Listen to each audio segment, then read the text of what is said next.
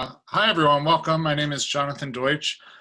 Um, and on behalf of the Upcycled Definition Task Force, welcome to this Upcycled Definition public webinar.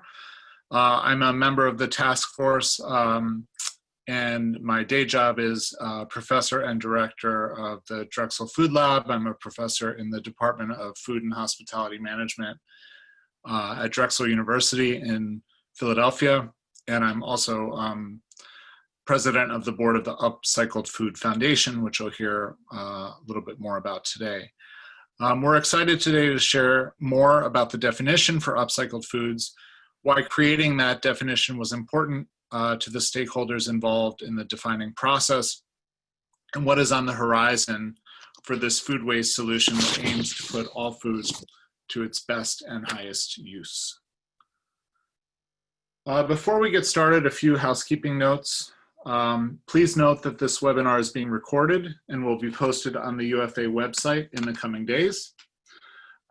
We've scheduled time for questions at the end of the webinar. Please use the Q&A function within Zoom instead of the chat function to submit questions. So I just wanted to give you a little bit of background into how we got started in this area and how quickly and wonderfully the landscape has changed. We started getting involved in upcycling and upcycling research about 5 years ago. And of course, in some ways, upcycling has been around forever. It started as soon as we say what else can be done with this scrap or this byproduct or this leftover, and what else can we fashion it into. But when we started in this field, upcycled wasn't really the agreed upon term even. It was called various things, from full product utilization to rescued food, salvaged food, things like that. We saw various language on packages and brands and in public presentations. So one of the first things we did with our colleagues in marketing at Drexel was do a consumer study on perceptions of various language around upcycling and upcycled food. And if you're not familiar with upcycling and upcycled food, you'll hear more about how this task force is defining it shortly. And so one of the first things we did was we described this concept and tested various terms to go with it. Terms like resorted, up-processed, rescued, upscaled, recycled, reclaimed, salvaged. And the clear winner in that was upcycled. Upcycled is a term that's familiar to many people from fashion. Things like taking old pairs of jeans and turning them into a jacket or something like that. So it became, I think, a sort of familiar and comfortable term for food. One of the other things we found that we think is really important is that people saw upcycled food as different. When I started in this field, I've been in the food world in some fashion for 30 years or so. I think the conventional wisdom about upcycling or products that use food waste as an input or use food that would otherwise be wasted, defined in different ways over the years, I think the conventional wisdom was sort of that two things. One is that consumers would reject such products if they found out with any sort of transparency that they were eating some sort of byproduct or scrap or something that would otherwise be wasted. And the second part of that, sort of part and parcel of it, was that if they found out that they were eating some sort of food that would otherwise be wasted, they would expect some sort of concession on the part of the manufacturer or the retailer, a discount, a special, a promotion, but they wouldn't value that food as much as conventional food.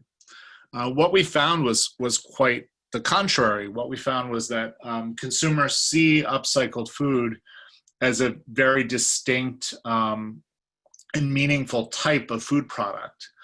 And they think of it as different from, and in most cases, better than conventional food. So just as a consumer would see organic as a premium, special, better than type of food offering, they see upcycled food in much the same way, as different from and better than conventional food. Not to the level that we would see organic or value organic, but distinct and important in its own way. And they cite the environmental benefit in particular as something that they value. So this has come a long way in a very short time, from not even having consistency in what we were calling this thing. We used, we created a deliberately dry term for research called VASP, value added surplus products, just to use as a placeholder to even figure out what people preferred to call this thing. And fast forward just a few years, and we actually have an Upcycled Food Association with enough critical mass and these important and formative things that are key to the association's success, like having an agreed upon definition of upcycled food. So I'm very excited for today's panel. I'm going to very briefly run through the panelists and their bios, and then we'll hear from each one. First, we have Ben Gray. Ben is a co-founder and COO of the Upcycled Food Association, a trade association whose mission is to reduce food waste by growing the upcycled food economy. As a registered dietitian and food and nutrition expert, Ben focuses his efforts on creating food environments and systems that address all areas of health. He is excited to support the innovative brands and extraordinary people that make up the upcycled foods movement, and proud to help grow an organization that sees equitable participation and being evidence-based as central to the mission of reducing food waste. Next, we have Emily Broad-Lieb from the Harvard Food Law and Policy Center. Emily Broad-Lieb is a clinical professor of law at Harvard Law School and director of the Harvard Food Law and Policy Clinic. Emily launched the first law school clinic in the nation devoted to providing clients with legal and policy solutions to address the health, economic, and environmental challenges facing our food system. She focuses her scholarship, teaching, and practice on finding solutions to some of today's biggest food law issues, aiming to increase access to healthy foods, eliminate food waste, and support sustainable food production and local and regional food systems. Elizabeth Balkin from the Natural Resources Defense Council, NRDC. As the Director of Food Waste in the Healthy People and Thriving Communities program, Elizabeth Balkin helps to catalyze and scale food waste reduction from businesses and consumers at the local and national levels. Previously, Balkin served as Director of Policy at the New York City Department of Sanitation, developing and implementing the city's zero waste plan. She has worked extensively with cities to make sustainable development economically viable in the developed and developing context. And finally, Caroline Cotto. Caroline is the Chief Operating Officer of Renewal Mill, a venture-backed startup creating a new circular economy of food by upcycling the byproducts of food manufacturing into ingredients. A food marketing and nutrition specialist, Caroline has experience at the UN World Food Program in Cambodia, the White House for Michelle Obama's Let's Move campaign, Techstars Farm to Fork Accelerator, and HubSpot, where she ran the Women's Diversity Program globally. Caroline grew up on food, and on food, working for her family's ice cream business in the town of Sandwich, Mass. Caroline currently serves as the board president of the Upcycled Food Association and formerly served as a Fulbright Fellow in Taiwan. She holds a BS from Georgetown University in Human Science with a focus on nutrition. So a very distinguished panel representing nonprofit, academia, and practitioner, and we'll hear in the association, of course, and we'll hear diversity of perspectives. I'm going to turn it over to Ben Gray, who will give an overview of the definition process, task force, and the elements of the definition. Thanks so much, John. Yeah, thanks so much for the introduction. On behalf of the Upcycled Food Association, the Upcycled Food Association's members, and the Upcycled Food Definition Task Force, I want to thank those of you who are tuning in for your interest in this work and your support for our association's mission, which is, again, to reduce food waste by growing the upcycled food economy. Next slide, please.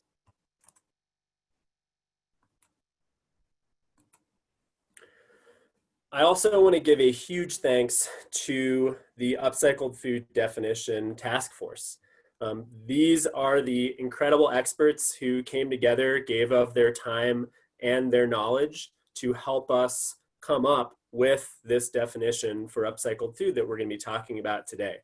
Just as a note, for context, the people who are listed on this slide and their organizations are given for context, but not all task force members were acting on behalf of their organization during the task force process. The process itself started in earnest a day after the Upcycled Food Association was formed last fall, when during our first board meeting, it was determined that a definition for upcycled food that was consistent was the top priority for the association.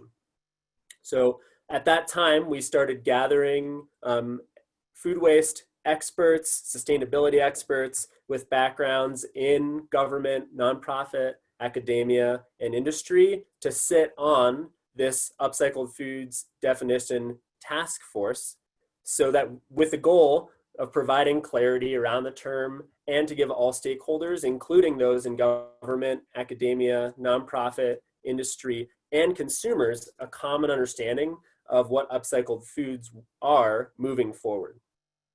The task force process consisted of literature reviews, individual interviews with task force members, and a few task force conference calls conducted between December 2019 and March of 2020.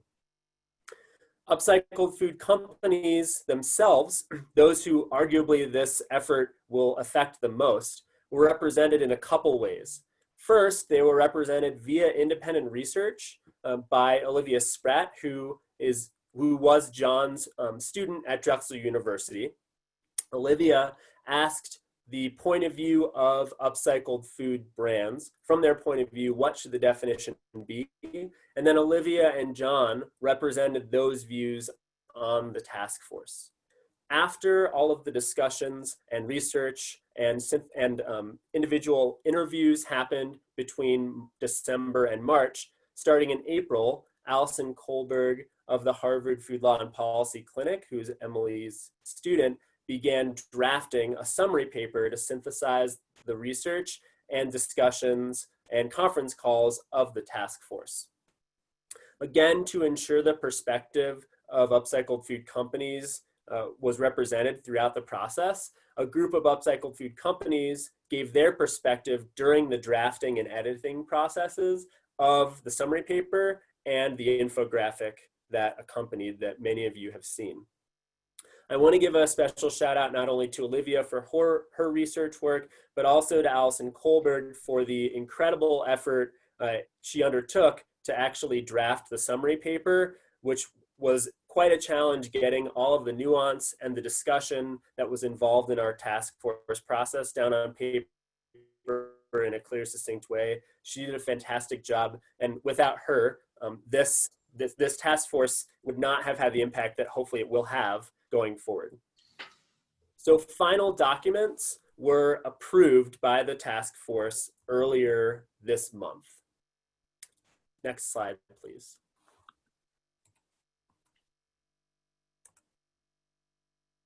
So here is the definition of upcycled foods. Upcycled foods use ingredients that otherwise would not have gone to human consumption, are procured and produced using verifiable supply chains, and have a positive impact on the environment. This definition, along with the 5 defining elements, which I'm going to discuss on the next slide, the summary paper, and the infographic were the products of this definition task force. The objective for the task force was, again, to produce a clear definition and set of defining elements for the term upcycled food for use in policy, measurement, private sector, and communication to the general public that in fact considers the needs of government, nonprofit, and industry stakeholders. Essentially, we wanted to create a very broad definition that could be used to consistently communicate the idea of upcycled foods and also give people a starting point in all these different sectors and common language by which to apply this definition, or to apply upcycled foods as a food waste prevention possibility, and also to highlight the incredible potential of upcycled foods. The definition was crafted again for those multiple use cases. So there was the common language. This task force answered in wonderful, rich detail the question, what is upcycled foods? What is upcycled food? It is important to note, however, that there are plenty of questions that we, as the task force, did not answer. In particular, which products can bear an upcycled food certification? We truly hope the work of the Upcycled Food Definition Task Force will serve as a foundational document for future policy, measurement, product certification, and consumer education efforts. Further, we hope we've provided these varied stakeholders consistent language to use in their efforts to help this innovative and exciting new sector with the power to make our global food system more sustainable and resilient over time. Next slide. So now I want to go over in a bit more detail the 5 defining elements that are the pillars that really hold up the definition of upcycled food, excuse me. Defining element number 1. Upcycled foods are made from ingredients that would otherwise have ended up in any food waste destination. And I want to note that my explanations, the context that I'm providing here, comes directly from the summary paper that was published last week. So the definition focuses, excuse me, on diverting ingredients and byproducts of traditional food production from food waste destinations and processing those ingredients into a new product for human consumption.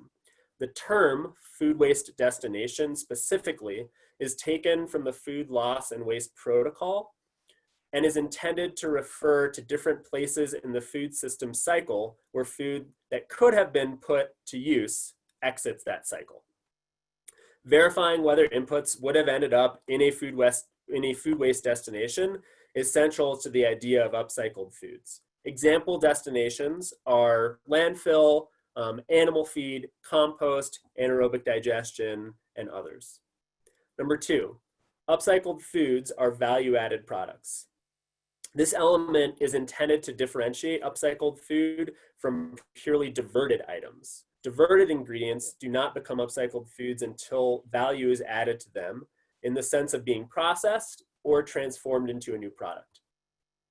Number 3, upcycled foods are for human consumption.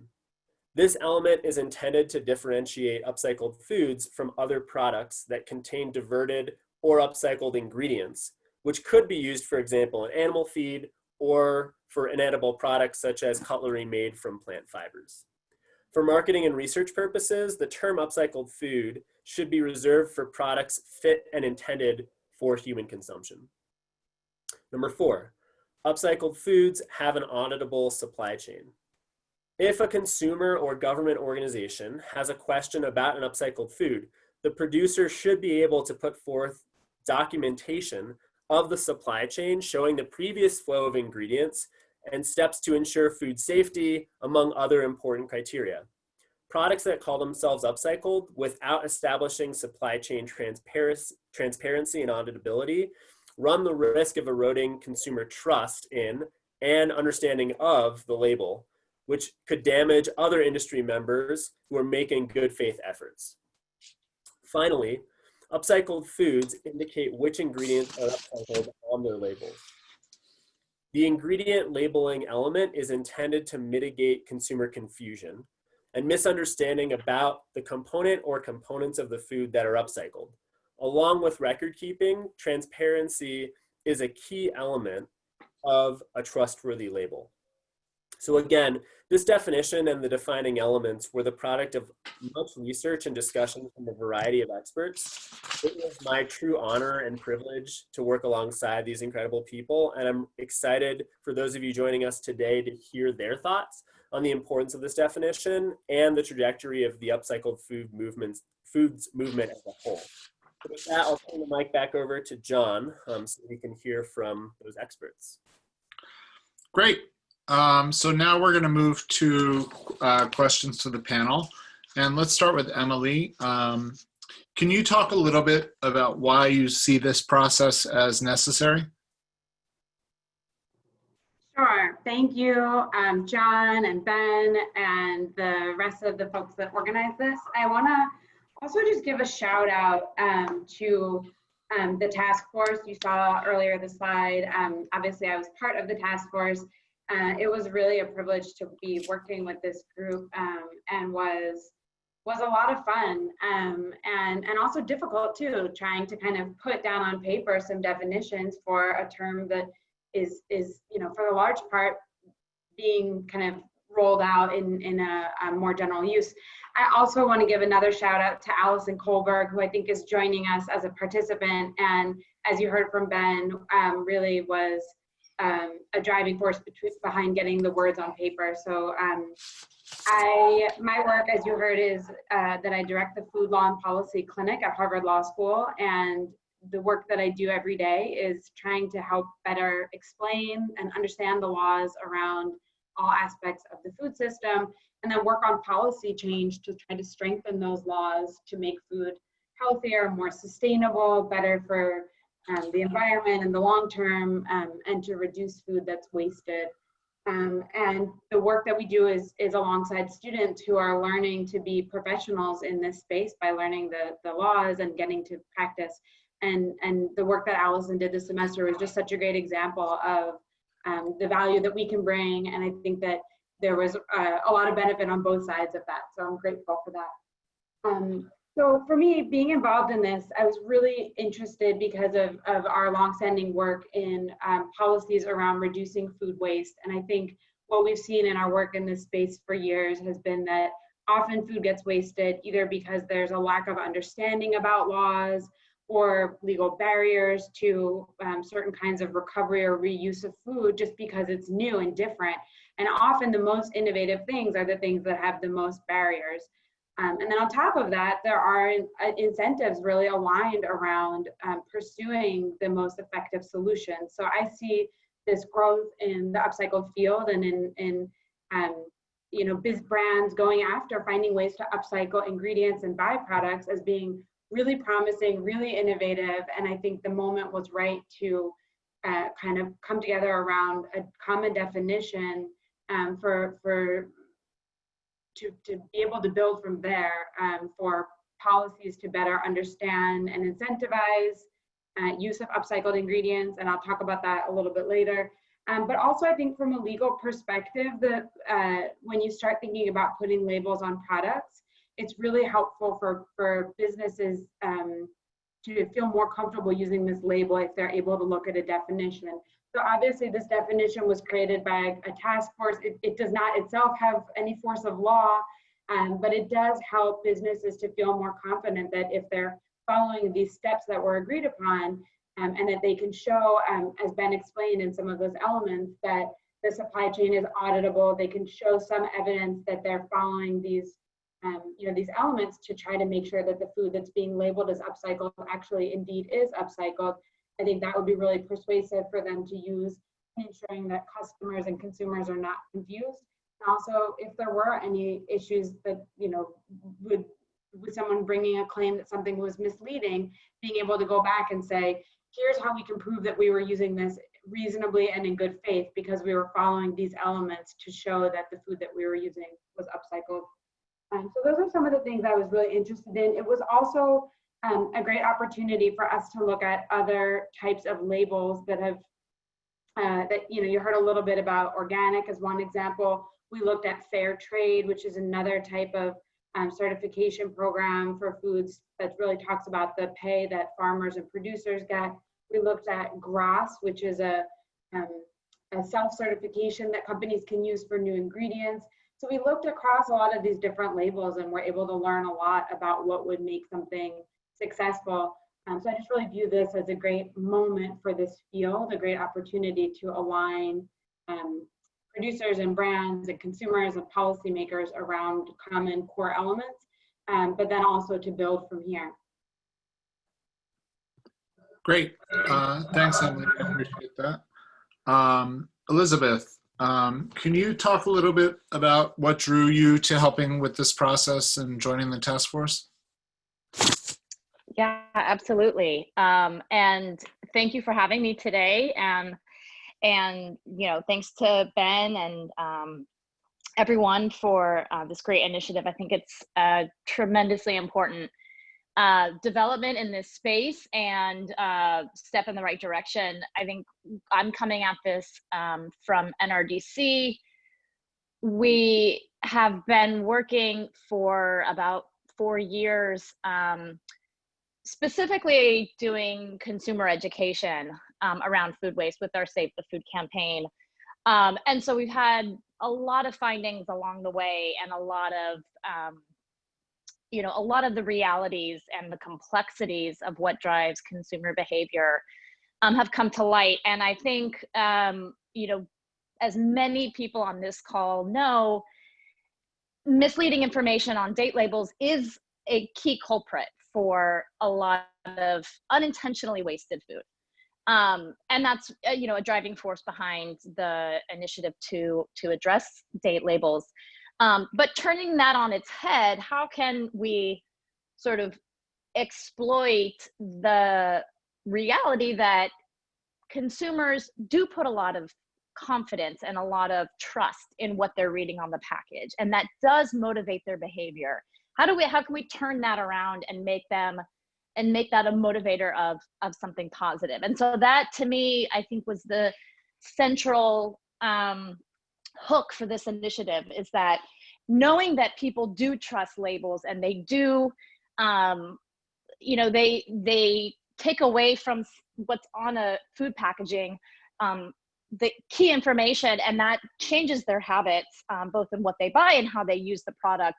That this was really an opportunity to take a step back and say, and really sort of harmonize definitions and standards around the upcycled food label, the definition or the standard around it. I think that's first and foremost. And then second, sort of more broadly speaking, I have seen how the use of certification and other sort of similar metrics or similar guidelines, like with organic, people have talked obviously about the organic labeling standard, but in various industries and various types of products and for different kind of credentials, whether you're talking not only about organic, but also Rainforest Alliance certified, and things, equitable standards, human rights standards for different products, oftentimes in the textile and fashion industry. These kinds of things not only change consumer habits, but they change the marketplace, and they can really turn around people's, not just the broader public or consumers' expectation and demand around the sort of social environmental baseline criteria for consumer goods, but they also change how money is invested. It changes how shareholders behave, and it changes how corporations behave. And so that is a really key fact. I think at NRDC, we're always looking at our advocacy, not just in terms of what can we do as individuals to change policies or to have programmatic impact, but how do we change the system? How do we get that sort of systemic shift And with UFA and this task force, really it was an opportunity to be a part of something that is really transformational. And because it connects with food waste, I think it's particularly exciting. It's definitely kind of a first of its kind initiative in the sort of upcycled food space. And that to me was a really major incentive to be part of this. Great. Thank you, Elizabeth. And Caroline, can you talk from your perspective how the definition will impact your brand or other individual brands, as well as the association and larger upcycled industry? Yeah, absolutely. As an upcycled brand, having a formal definition is kind of mission critical to what we've been doing. My company, Renewal Mill, upcycles byproducts from food manufacturing, and we've been doing it for about 4 years. But before UFA and before a formal definition, we're having these one-off conversations with buyers at the retail level and R&D scientists at the food product development level. And we're talking about upcycled and nobody really knows exactly what that means. And so having a definition is really allowing us to both standardize how we're communicating with consumers and buyers, but also really build that trust and value.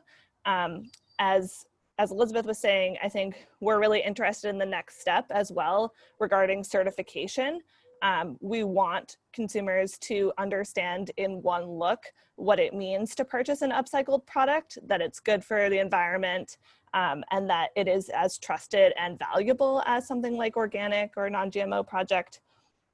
And a certification seems like the clear way to do that, but we can't be an authority on upcycled if we didn't have a verifiable definition.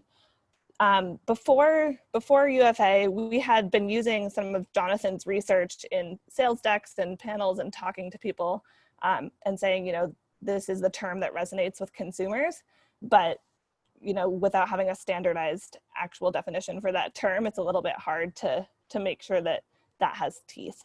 And so this is kind of just like the cornerstone of all of the work that we have been doing, but are going to continue to build on, specifically for Upcycled Food Association, as we continue to grow that both nationally and internationally. It's not specific, only to the United States. It's a definition that we're able to scale as the organization grows and new companies join as well, that are all upcycling different products. Great. Thanks, Caroline. I want to go back to Emily. Emily, can you talk a little bit about how a definition for upcycled food will be useful for food waste policy more broadly going forward? Sure. So I think, there's kind of echoing what Caroline said, where this is an amazing start. I think there's a lot that needs to kind of probably happen between here and some of the ideas that I'm going to talk about. But I do think that there's a lot of opportunity, sort of as I referenced earlier, to now align incentives. If we agree that, we want to support upcycled food, that this is unlocking a lot of value and a lot of resources that otherwise we're going to waste. There's a lot of ways that policymakers could think about incorporating this concept into some of their policies. So just as a few, and again, I recognize some of these may be short-term, some may be further down the line, but one would just be around incentives and grants for this. So we've seen a rise in the past, I'd say 5 years or so, of funding for a lot of different solutions within food waste reduction. And I think looking at this as well as being primarily a food waste prevention solution, and that's a place where there's a lot of priority within like the EPA food recovery hierarchy, which prioritizes waste reduction and prevention at the top. So it's a place where there's been interest to fund things and to incentivize, but it's been, it's sometimes challenging to figure out what are the places to direct those funds. So I think that there's potential for support in terms of research and other things like that, and incentives for businesses that will utilize a certain amount of upcycled ingredients in their brands or in their products. Another is that we've also seen the last few years, a lot of states and localities utilize organic waste bans or other waste diversion mechanisms as a way to reduce the amount of food that's finding its way into landfills. And I think that this can be added on as one of the solutions that is really prioritized and facilitated by local and state governments in terms of saying, here's some of the ways that you can reduce the amount of food that you're sending to the landfill. You know, you can look at your supply chain and find if there are either products that are surplus that aren't being utilized, products that are surplus that are unmarketable and aren't utilized because they don't meet the exact quality indicators in terms of how red your apple is or things like that, or if there's byproducts that wouldn't otherwise be used. This is a great way to kind of promote use of those in making new supply chains. Procurement is another option. We've done some work on procurement in other contexts. For example, a lot of states have preferences to procure products that come from within that state. And you could see that government spending their dollars as this field grows, being able to say it meets some of their environmental and sustainability criteria to either prioritize or have a like what's known as a procurement preference for products that are have a certain amount of upcycled ingredients, or to actually write it into specs over time if this becomes something that's more common in certain types of foods, to then say we no longer want to use, you know, pasta that doesn't use some amount of upcycled ingredient or whatever the product might be, because it becomes so clear that it is possible to use upcycled ingredients in that. So those are the things that I'm really excited to kind of watch along and you know, be able to kind of support those and helping governments think about the ways to utilize this to really meet the other goals that they've set out. I think the other piece that will be helpful is, I think in the future, as the field grows, being able to actually quantify the environmental impacts. And I think that's likely going to be somewhat specific to specific final products or the use of specific upcycled, like diverted ingredients. But I think that will also really help over time in terms of making the case to policymakers as to how this can meet some of their overall goals. Great. Thank you so much, Emily. I want to remind everyone that we're going to be switching. I have a couple more questions, and then we're going to be transitioning to Q&A in a few minutes. So if you have questions, it's a good time to post them. Elizabeth, kind of a similar question. What role does upcycled food and food waste reduction play in NRDC's work in the wider environmental context? That's a great segue, I think, from Emily talking about how we measure and document some of this impact. Yeah, absolutely. I think dovetailing with what Emily said, you know, a lot of our work on food waste is now in cities, engaging cities directly, as well as working with local NGOs and other partners, working on initiatives kind of across the issue. And so from that engagement comes, I think, a number of sort of key intervention opportunities. You know, one is by supporting local organizations. We're trying to develop sort of local hubs for food waste intervention and innovation. And it doesn't necessarily, you know, mean that innovation is like a startup, but it means that there are companies and organizations that are kind of, you know, incubated within a city, and really that there's a hotspot to be doing really cool and you know, and impactful things. And so I think one kind of obvious opportunity is how can we support cities that we're working in to support these kinds of businesses and organizations working to you know, divert food that would be wasted and see that it's upcycled. There is tremendous economic opportunity that can come from that, which has an impact at the local level and can really be an economic driver in cities. So that's kind of the economic piece. As Emily talked about, I think the policy opportunities are numerous, and she hit on, you know, some that come to mind for me as well. I think the public procurement one is especially important, and to date rather underutilized one. So I used to obviously, as you introduced, John, at the beginning, I used to work for New York City government, both at the Department of Sanitation as well as the mayor's office. And one of the initiatives that I worked on at the mayor's office was overseeing an environmentally preferable procurement guidelines that were actually enshrined in law.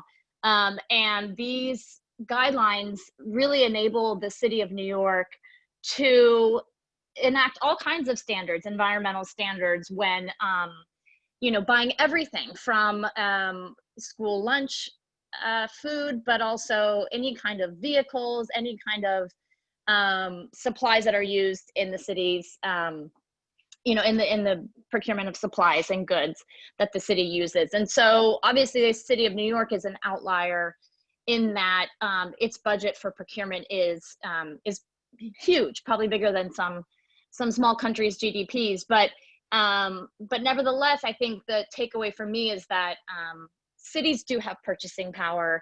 And even if they're not going to shift the market based on their decision to buy an upcycled food product over a conventional product, they're still sending a signal to the market, and they're also leading by example through that kind of policy or commitment.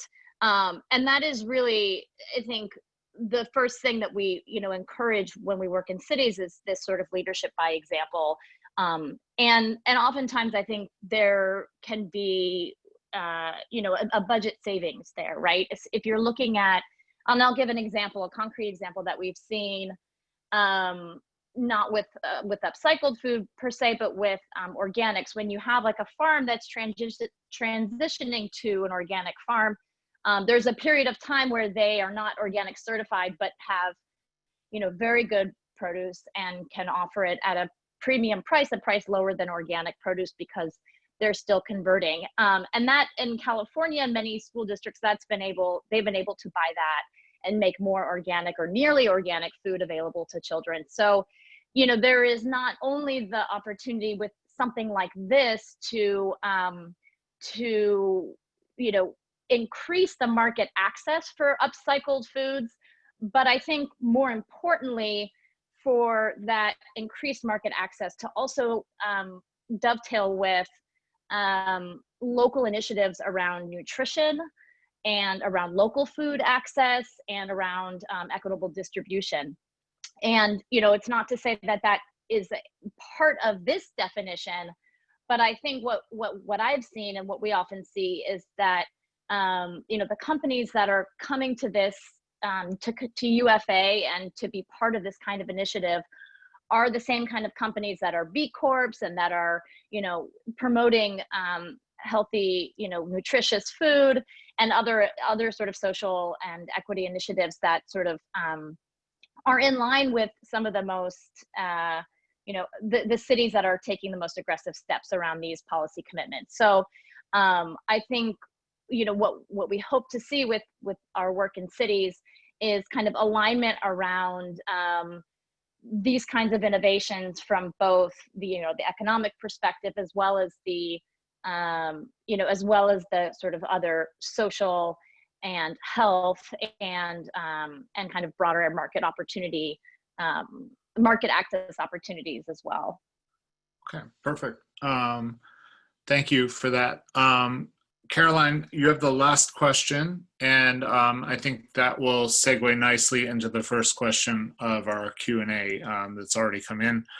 Can you talk a little bit about the next steps for the upcycled food industry broadly and the UFA in particular? Yeah, for sure. So definition was definitely the first step, but that was going to be always the jumping off point for creating our certification program, which we're hoping to launch a MVP of in October of this year. So like a first go of. Right now, we're actually in the process of creating a standard and a standards committee that's going to evaluate different companies that want to get upcycled foods certified. And that standard, is going to, take into consideration heavily the definition, but might be slightly different than the definition. I think we see a lot of people wondering, is it going to be that your product has to be a certain percentage upcycled, or does it have to be a certain weight, volume upcycled? And that's really going to be up to the standards committee to determine what that looks like. And we don't anticipate that that's going to be the case. But yeah, so the next thing is creating that standards committee. The application, I think, is still open. So we're looking for industry experts, marketing folks, retail folks, academic people to help draft that. And then over the summer, that committee will be working in different task forces to actually develop the formal standard that will go out for review and be used for reviewing and certifying products. And the goal there is really to make sure that we're not greenwashing, that there really is value bestowed on companies that get this upcycled certification. And not every product can be upcycled. Not every hot dog company using stuff that would have otherwise been cheaper, or applesauce company can be considered upcycled. So yeah, we're really looking forward to that. And I think that COVID-19 and this entire experience has really showed how much of a need there is for a more resilient food system that's using 100% of the food we produce. And upcycled is a key part of that solution. And we want to continue to show people that in this, after times, as we continue to move through the world post-COVID, that upcycled is really going to be critical to some of the environmental things that need to get done in order to improve climate change and make sure that those most vulnerable in our communities are being fed over the coming years. Great. Thanks, Caroline. In the final slide, there's some information about getting involved in that certification process.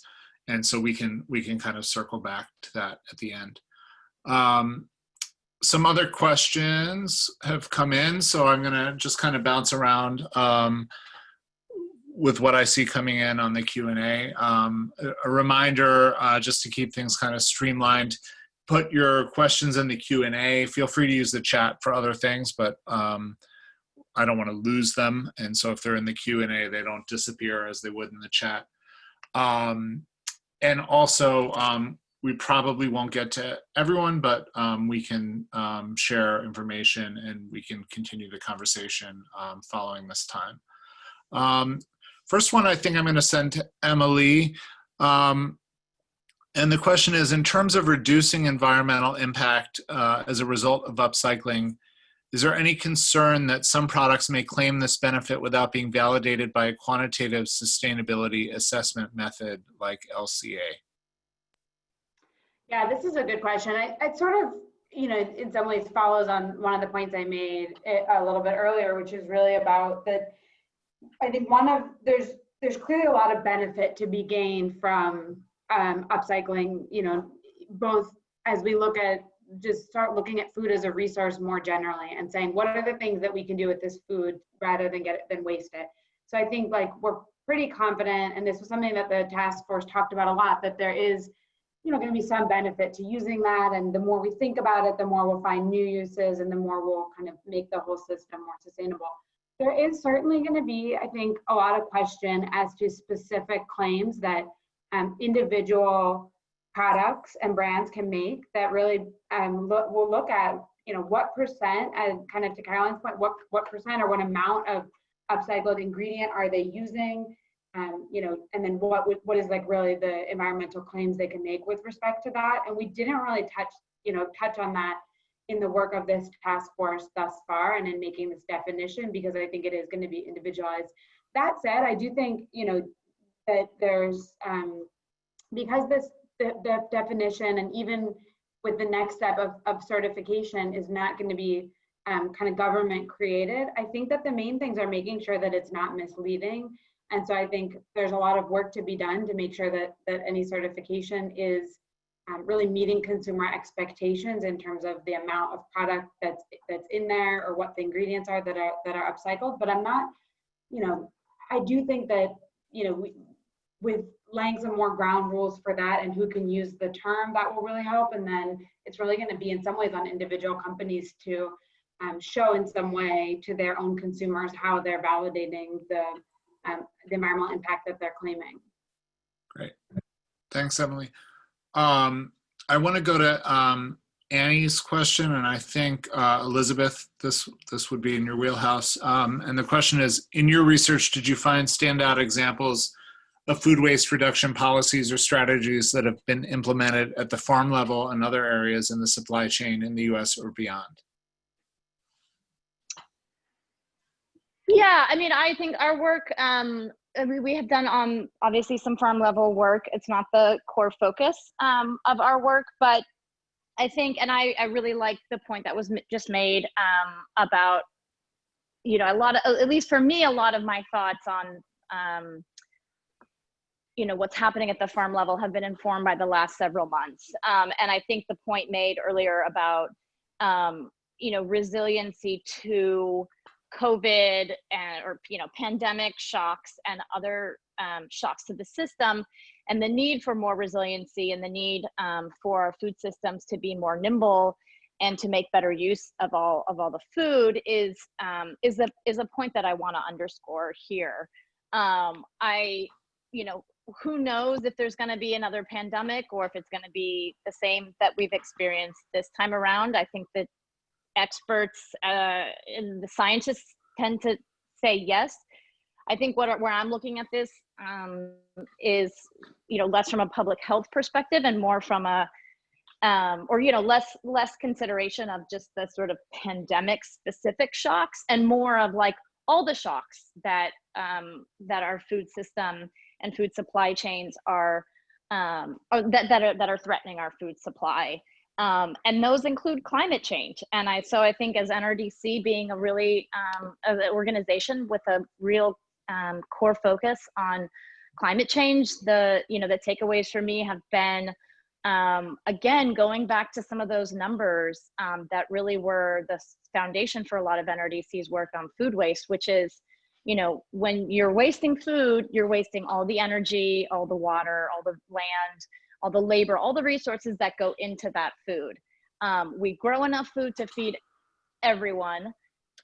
So we don't really need to think about, you know, clearing more land and growing more food. We just need to better utilize all the food that we have. And, you know, I appreciate sincerely that, you know, along the supply chain, there are so many points of intervention and opportunities for optimization and reduction of food waste. But I think what I like about this question is it's really like, you know, it's looking at that sort of farm level loss and the things that are not utilized for essentially not good reasons, but understandable and economic reasons. And I feel like with the Upcycled Food Association, with this, you know, task force definition and with this initiative more broadly, you know, what we have the opportunity to really address that sort of first level, you know, production farm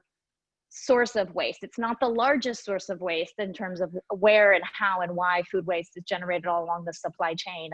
But it's a pernicious one. It's hard to solve, in part because the economic drivers haven't been there. So I think I would say that, you know, with this initiative, we have the opportunity to change the economics. And speaking from my experience, not at NRDC, but again, previously working on a city level food waste ban, you know, organics mandate essentially for businesses, what we found is that, you know, by changing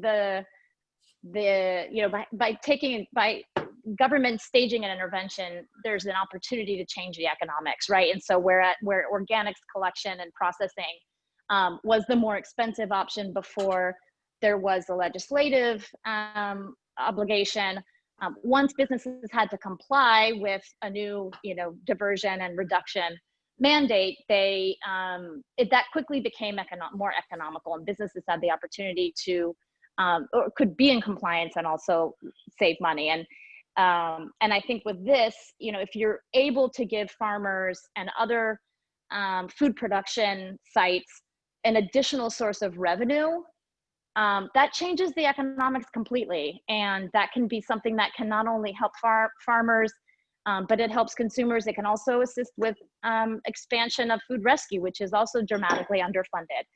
So these are some of the things I think, maybe not the best or most direct answer, but in light of the last several months and thoughts, as my thoughts have turned to kind of the broader food supply and resiliency, need for resiliency in our food system, this is kind of where my thoughts are. Great. Thank you, Elizabeth. I see, unfortunately, we don't have time for everyone's questions. I want to be sensitive to time among the panel. However, I see Turner furiously typing away. So if you look in the Q&A, you should see some responses, written responses to some of those questions, and we can, of course, follow up with people individually. Thank you for the great questions. A few announcements in conclusion. First of all, thank you everyone on the panel, everyone on the task force, many of whom are also attending this webinar, so it's great to see such engaged friends and colleagues. And thank you all for attending and for your interest in this project and in our future food supply. A few announcements to make note of. This webinar is being recorded. It will be posted to the UFA website as soon as we can. As Caroline mentioned, there is an Upcycled Food Certification Standards Committee that will now take the definition and try to put a verification system in place. And you're all welcome to apply for that. But please move quickly. The applications are due at the end of the week. And you can find out more about that through the Upcycled Food Association website as well. There are some opportunities to join the team. There are internships available, also applications due towards the end of the week. And if you would like your individual question answered, would like more information about the organization or anything discussed today, you can email info@upcycledfood.org, and Turner or Ben or someone on the board will eagerly get back to you. I think that is all I have. And thank you very much for attending.